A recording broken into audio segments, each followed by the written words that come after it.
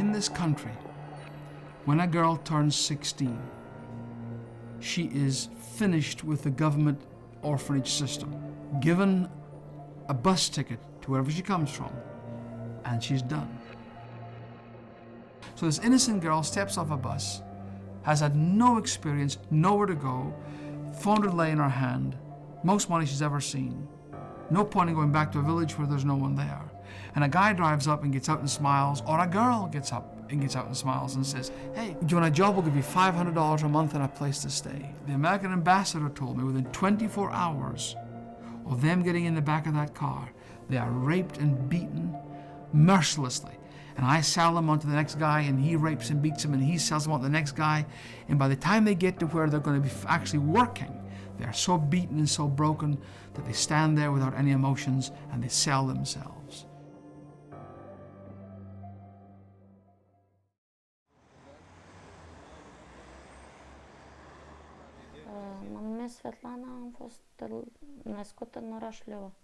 My name is Svetlana. I was born in the city of Lvova. Svetlana came here. She had been in Turkey, trafficked. This lovely young girl, her name is Svetlana. Her story is very sad. She's one of the trafficked young women of Moldova. When I first met her, she was desperate. A desperate girl with nowhere to go and a baby that was coming literally any moment. She was hard. I saw such hurt in her. She'd been bought for $1,500. She'd been beaten, put in a room with rats to live, used God knows how many times. She escaped by a young man helping her. But unfortunately, these girls that have been trafficked take the hurt with them.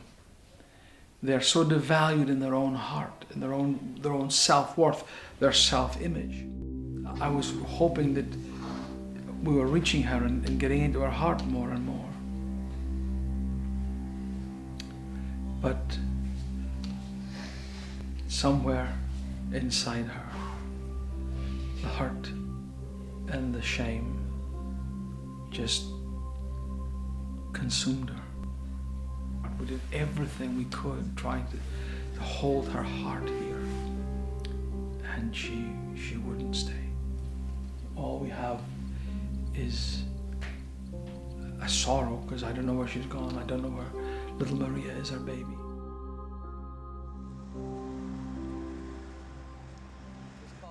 This is why what Stella's house does that is so critical. But by Stella's house, by building the hospital at the top of the cliff, we're preventing those babies and those girls from falling off the cliff to destruction. And sadly, what I've learned from experience of many years now is that when you try to redeem them, most times they'll be so broken inside that it's really hard for them to come back. So our effort and our passion is to reach these kids before they fall off the cliff and get trafficked and their lives are destroyed. And that's why I believe that we must do more to help the other girls, to save them becoming like Svetlana. My name is Irina and I was born in the village of Selište, in Lvova. My father was an alcoholic. When I was little, my mom died because my father beat her. I was only 6 years old.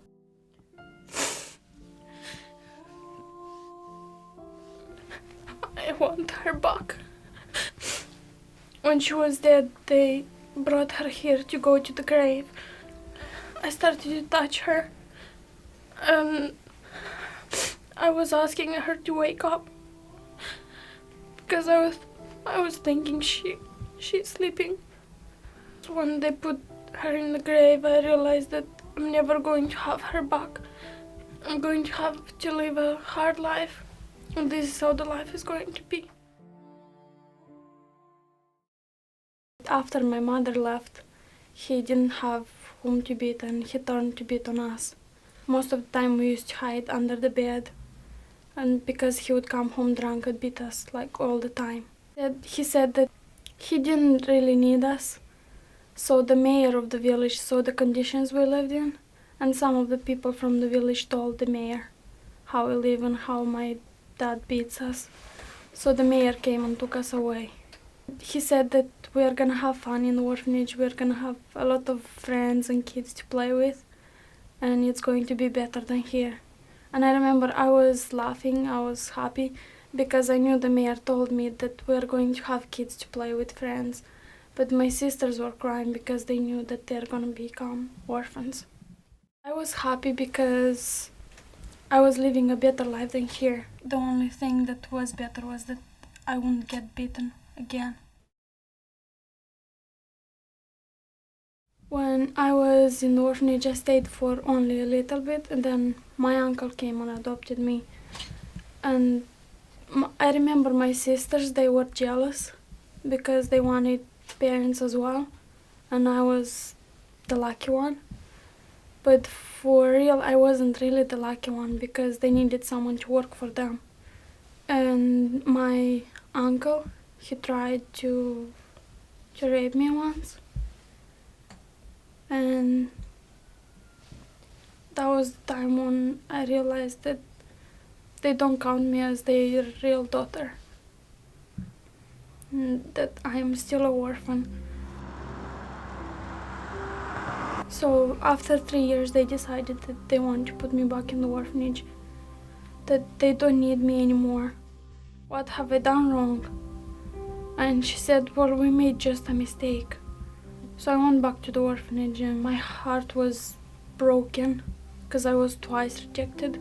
And I always said that I'm always going to be rejected by everyone, and I'm never going to have a hope and a future. So all I wanted to do is just die.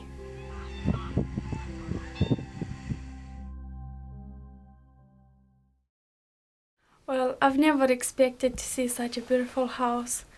And it's not just a house of building, it's not just a building. It was a house for building lives, because the minute I entered that house, my life changed. Not like you. And I started to become a better person and understand who really Jesus was, because we've never heard about Jesus before in our lives. And I felt like I want to be his daughter as well. I don't want to be left out. And I wanted to have that change in my heart. And I wanted to serve him the way Dad does. After I gave my heart to Jesus, I started to forgive everyone that has done bad to me. My brothers, my uncle, my dad. I see my future so bright. I see that I am going to achieve what Jesus planned for me.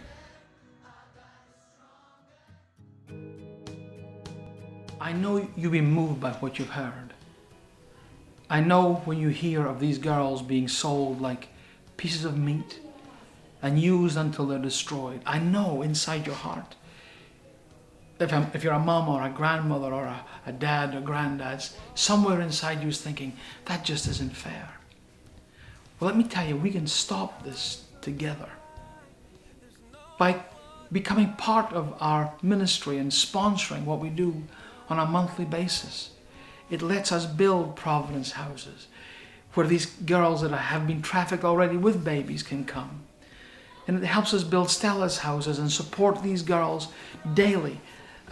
Just to keep them in school and to send them in buses every day costs over $2,000 a month. The costs are astronomical. But I do know this, that if enough people care and enough people give, $1 a day will not change your world economically, but it will change your future because you've sown into the kingdom of God. You can change lives by giving $1 a day. You can transform the life of a young lady for eternity for 4 quarters a day, for $1 a day. You can't buy a gallon of gasoline for that anymore. But you can help me redeem a life from destruction. And I pray that God is talking to your heart. It's horrible when you see what these girls must encounter. It's a terrible thing that happens to them. But oh, let me tell you, it's a wonderful thing when we find them and reach them with the gospel and turn them into, not just to save them from trafficking. I'm not interested in saving someone from trafficking. I'm interested in making them more know God. I want them to grow up and know Jesus and to be missionaries to other girls. And when you give, you are making that kind of miracle happen every single day at Stella's house. So why don't you contact me right now and say, Philip, I'm in. I'll make a miracle happen in the lives of these girls. I'll give $1 a day. Some can give more. Whatever your heart can reach for, obey it and become Stella's voice.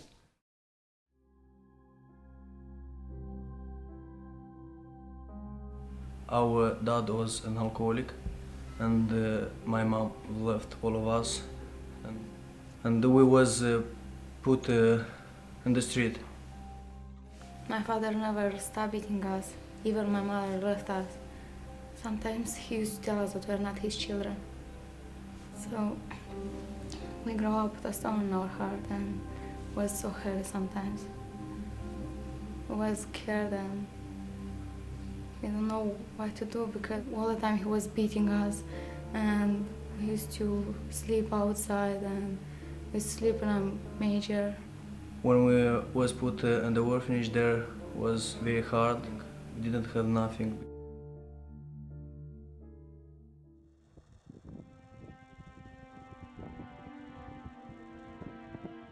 They told us that we have to go home, and so we didn't want. They told they told about this to my father, so my father didn't want to take us back home, and they told us that we'll give him 15 chickens for me and 15 ducks for her. So it was sold from our father 15 chickens and 15 ducks, and he got the chickens and ducks and put us in the street.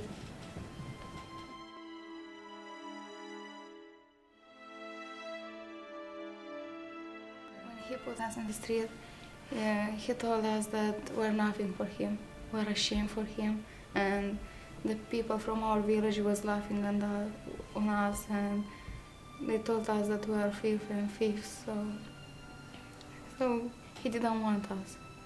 He just put in the street and told us that we're not his children. That year, when my sister was put on the street, was very difficult. We don't have nothing.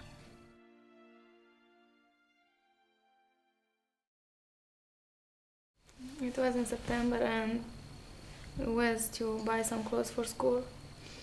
So there was Dad and Mom, and it was like amazing because when we saw them we were so happy.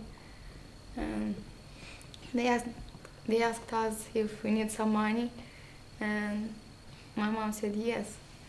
So he gave us money and we bought some clothes, and after this he asked us if we can come to visit Stella's house.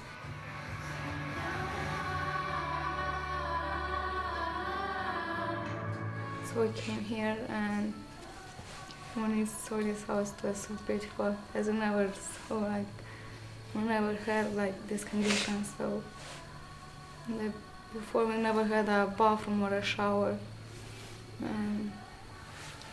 So we came here and we're staying with Dad and Mom, and they asked us if we can come to Stella's house. And we were so happy and we didn't know how to answer, so it was exciting, and we said yes, of course. So that year, Dad told me about Simon's house, and for me was happiness, and I did not believe him, and Dad said, yes, you can come here and you have where to have a shower, where to you have your room, and I know I was very thankful for Philip and Christy Cameron, what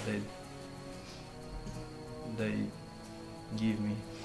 I'm very happy because now I have a big family and I have mom and dad.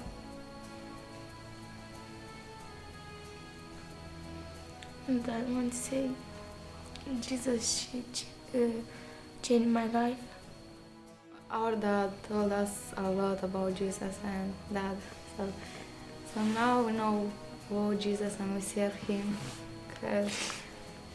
And even because it was so hard in our life and our father was beating us and my mom left all of us. For me, I like to do that. I remember how he beating us and how we will put on the street when he come to home drunk. But I know Jesus changed my life and I will serve you. I will do good things for our dad. Now we're going and visit him and help him and we bring him food sometimes, and so that's why Jesus changed our life then.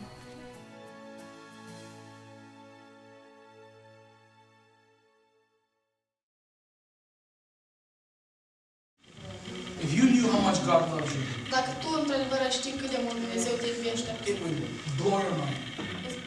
mai mult Like, I'm very happy because we have our church now, because before we used to go in the city.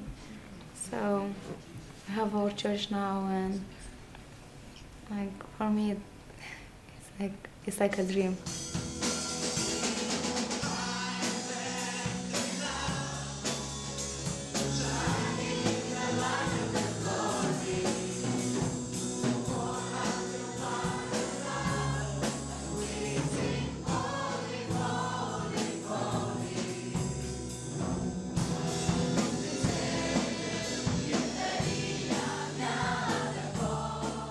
Very emotional.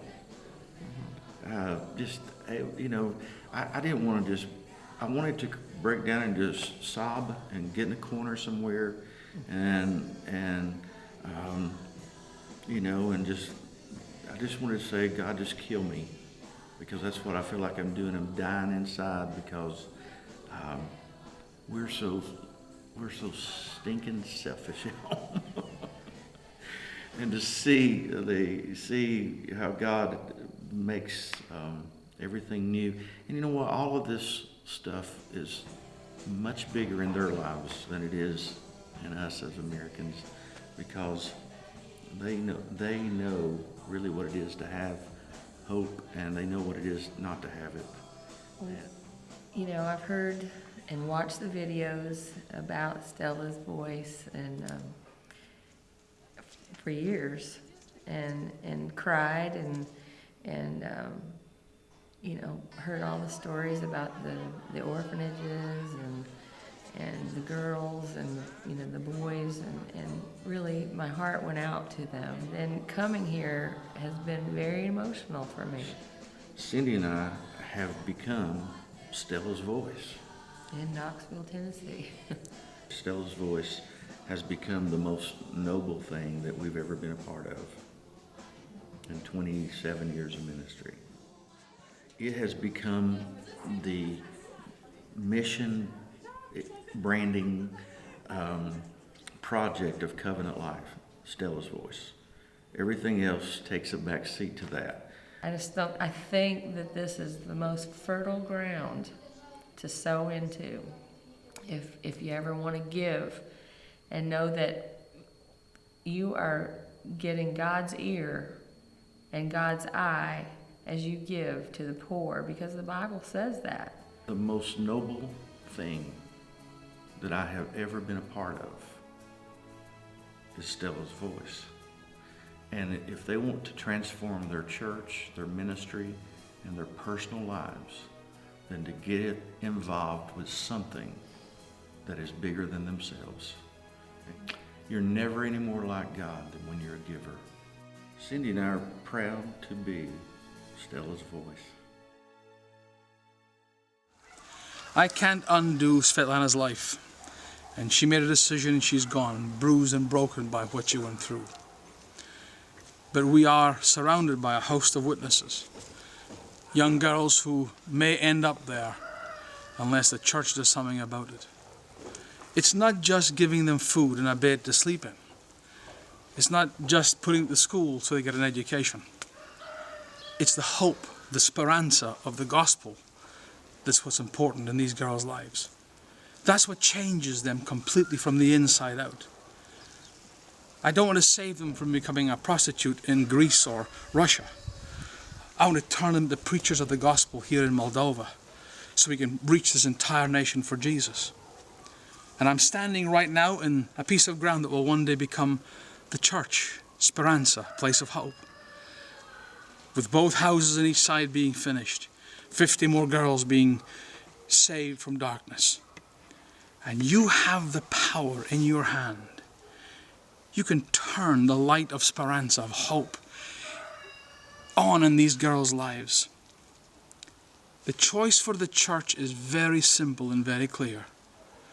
What we do will have a direct influence on their lives. I need you to pray about becoming Stella's voice, bringing hope and healing and help into these lives. Come on, join with us. Become Stella's voice.